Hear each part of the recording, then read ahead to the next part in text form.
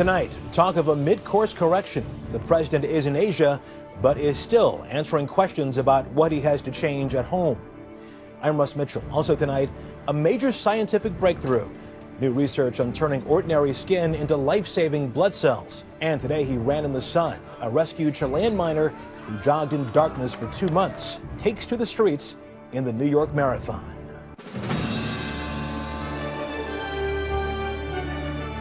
This is the CBS Evening News with Russ Mitchell. And good evening. President Obama arrived in New Delhi, India this Sunday, the second stop on his four-nation 10-day trip to Asia.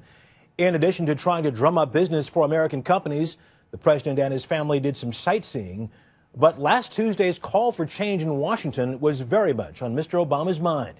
Chief White House correspondent Chip Reed is traveling with the president. In the Indian capital of New Delhi, President Obama and the First Lady visited a top tourist attraction, the ancient tomb of Humayun.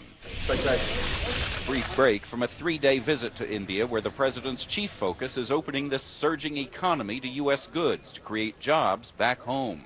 We want access to your markets. We think we've got good products to sell.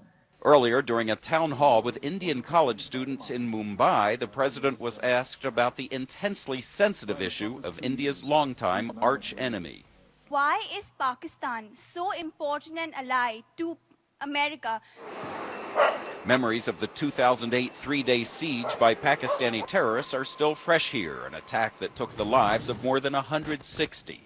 I think that if Pakistan is unstable, that's bad for India. If Pakistan is stable and prosperous, that's good. Though halfway around the world, he couldn't escape a question about Democratic losses in last week's elections. It seems that the American people have asked for a change. Mr. Obama defended his policies, but made clear compromise will be necessary going forward. But it also requires me to make some mid-course corrections and adjustments. The president and First Lady were also treated to a taste of Indian culture at a celebration of the holiday Diwali, the festival of lights. The First Lady jumped right in. Her husband had to be dragged onto the dance floor. Monday, the president heads for Indonesia, where he'll push for opening markets to U.S. goods and give a major speech on relations with the Muslim world. It's also a homecoming for the president, the nation where he spent 4 years as a young child. Russ? Chip Reed in New Delhi, India. Thanks. Tonight on 60 Minutes, Steve Kroft talks to President Obama in his first post-election interview.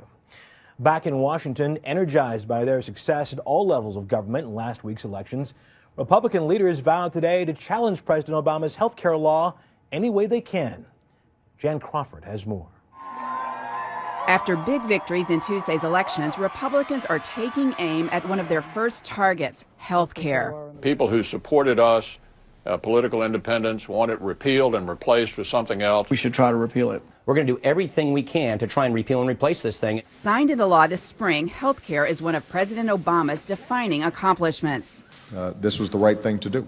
Polls show that Americans are split on the issue, and there is this reality. With Democrats controlling the Senate and the White House, a complete repeal of the new law is all but impossible.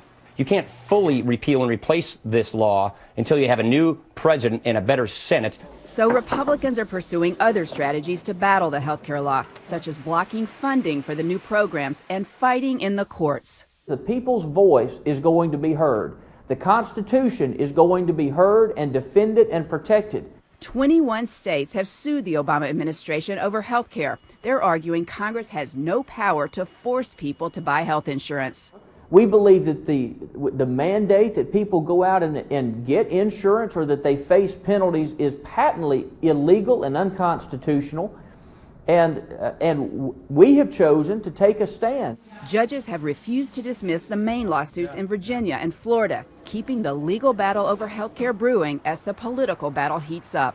If the federal government can order you and me and everybody else in this country not only to buy health insurance, but what health insurance to buy, then the power of the federal government has essentially been made unlimited.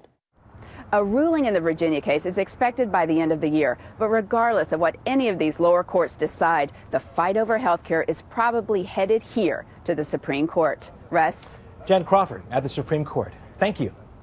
You've heard the instant analysis of this week's midterm elections, but with a few days to reflect, our senior political correspondent Jeff Greenfield has some thoughts of his own. Jeff, good to see you. Hi, Ross. Republicans are using the word mandate to describe what happened on Tuesday night. In your mind, just how wide is that mandate? The problem is the more specific you get, the more doubtful that is. They certainly had a mandate to do something different. But for instance, the Republicans seem to be saying we have a mandate to repeal health care. Certainly the Republicans campaigned on that, and they can say they voted for us, the voters did, so that's what they want us to do. The exit polls show an almost even split between voters who want it repealed and those who want it kept or even expanded. And the danger for any party that wins a midterm is to interpret a mandate too specifically and start doing things the way, say, Newt Gingrich did in 1995 that maybe the public isn't so high on when they see the details. Given the discourse, the discontent, I guess, in the country right now, how wide is the window? How open is the window for a third force, a third party to step in? This is the one that people have been talking about for some time. There's always a kind of an interest. Do we really have to limit ourselves to two parties? And Ross Perot showed that with enough money and enough discontent, you could get some votes. The sense I have is that if the voters keep going from one party to another, throwing out one, throwing the other, and still not getting anything that satisfies them, there may actually be a chance, despite the way the game is, you should pardon the expression, fixed for the two parties, for a third force, provided it has enough money and can reach that middle, to actually make some kind of showing. And it's way too early to do that, and you know how I feel about predicting. Yeah. But the elements seem to be there. Lame duck Congress for the next 2 months. Anything going to get done? Possibly tax cuts. Nobody wants to leave at the end of the year with the folks paying more when everybody's for one kind of tax cut or another. That's about it, though. It's hard to imagine any spirit of cooperation in the next, 2 months. Jeff Greenfield, as always, thanks a lot. Good to see you. Thank you. Well, it's called Black Friday, the traditional start of holiday shopping. It's supposed to be the day after Thanksgiving, more than 2 weeks away. But many retailers are getting a head start this year with pre-sale sales, as Cynthia Bowers learned. It's beginning to look a lot like Christmas. It seems like there's a lot more Christmas out. It was out before the end of Halloween even. But Santa's early arrival is not about holiday spirit, but spurring holiday spending. Black Friday signs are going up weeks before Thanksgiving. Analysts are predicting a sales rise of 2.3% this year, and retailers are trying to lure the early birds. This is kind of a first weekend to get my feet wet and look around, see what's going on. The Christmas season has always been make it or break it, but in a tight economy, it can't come quickly enough, which is why big retailers like Walmart, Sears, and Target are jump-starting Black Friday sales. A recent survey found 6 in 10 Americans say they plan to spend the same or even a bit more this year. And while shoppers are generally encouraged to wait for those last-minute markdowns, not this year. If you want something that is popular, if you want something that is likely to run out, get it now. That's because retailers can't afford to hang on to as much inventory in this recession. And with 50% of consumers admitting they are trying to snag bargains, today's prices may be as good as it gets. The reason I start early is to, number one, beat the crowds. Number two is try to get the best sales I can. But not everyone is feeling the holiday spirit. Just not quite ready yet. But ready or not, the holiday season is already here. Cynthia Bowers, CBS News, Chicago. For the first time in a generation, voters went to the polls in Myanmar, a nation under hardline military rule for all that time. But many, including President Obama, say the election there will not be free or fair. Liz Palmer has more. Both of the main parties in this election are fronts for the military junta that's ruled Myanmar, also known as Burma, since 1962. It's led by General Tan Shwe, who made sure that whatever the result of the polls, he'd still be in charge. On his state visit to India, President Obama said the Burmese have been denied the right to choose their destiny. There are elections that are being held right now in Burma that will be anything but free and fair. Last time Burma had an election, 20 years ago, the pro-democracy candidate Aung San Suu Kyi won in a landslide. But the generals ignored the result and put her under house arrest. In this, the first election since, opposition politicians are either in jail or muzzled. But millions of Burmese do long for democratic reform. And in 2007, Buddhist monks led crowds of citizens in street protests before they were brutally repressed. The heavy security outside polling stations this weekend shows the generals are determined that nothing like that will ever happen again. Elizabeth Palmer, CBS News, London. Coming up on tonight's CBS Evening News, this could be big. Researchers finding a way to make life-saving blood from your skin. Researchers in Canada tonight are reporting what could be a major medical breakthrough, a new way to transform human skin into blood cells. Their findings in the journal Nature could one day benefit patients who have potentially deadly blood disorders or who need transfusions. Jay Dow reports. In her ongoing battle with non-Hodgkin's lymphoma, Lola Barkley has endured 5 rounds of chemotherapy and 2 blood transfusions. Her only hope now is a blood marrow transplant. I always just take it one step at a time. But there's a new medical breakthrough that could help patients like her. Scientists at Canada's McMaster University announced today they discovered how to turn human skin cells into blood cells, and that it's possible a small patch of skin the size of a fingernail could provide a full blood transfusion. They expect clinical trials to produce results by the end of 2012. Our next challenge will be to take our small amounts of skin where we're making a few blood cells, and now to take larger pieces of skin and be able to make these cells in large ampules or bags that we could then transplant into people, much like a transfusion product. Researchers took a piece of human skin and cultivated the cells in a petri dish. By adding saline solution loaded with proteins, those skin cells were converted into blood cells. About 70% of all patients who need a transplant are unable to find a match in their family. The hope is that Dr. Bhatia's research will eventually eliminate the need for blood marrow drives like this one. I think our demonstration opens up the possibilities that other types of cells could also be converted from blood, and certainly things like liver cells, pancreatic cells, potentially neural cells.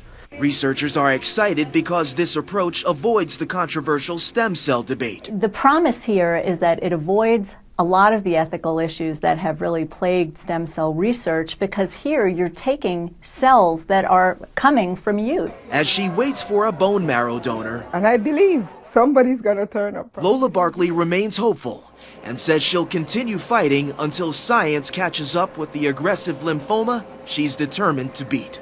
Jay Dow, CBS News, New York.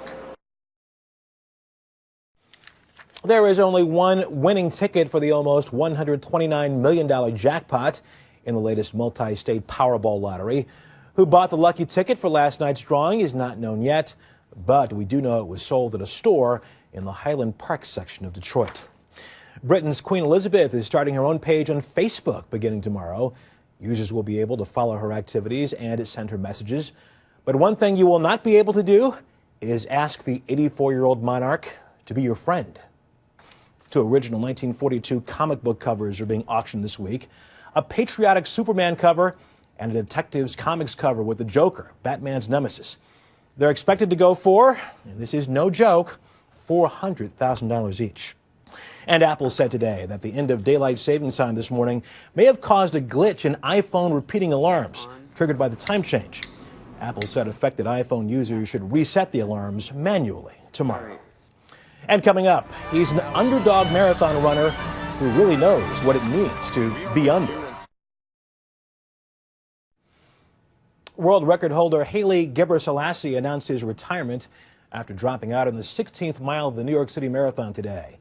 First to finish was Ethiopia's Gebremariam. Kenya's Edna Kiplagat was the first woman finisher. American Chilean Flanagan took second, the best U.S. finish for a woman in 20 years.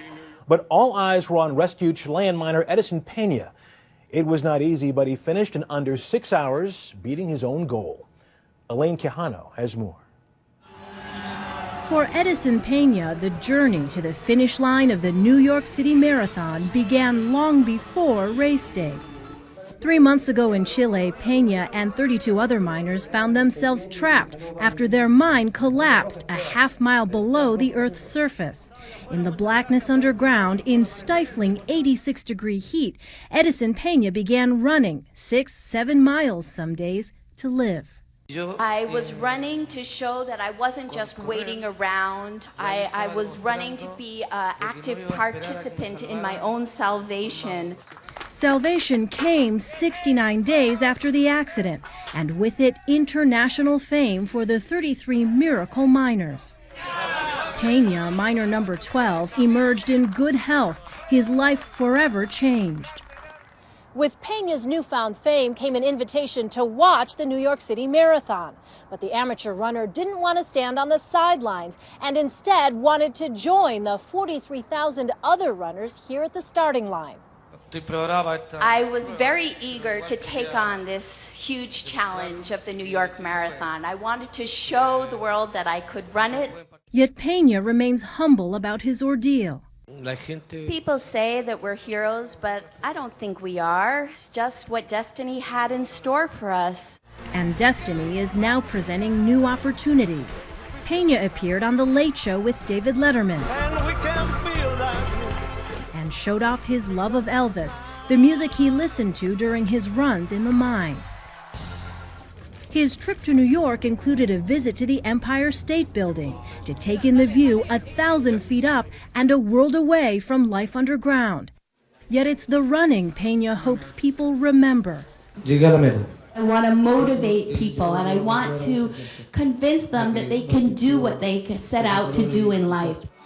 A man once trapped, now triumphant again. Elaine Quijano, CBS News, New York. And that is the CBS Evening News. I'm Russ Mitchell in New York. Good night.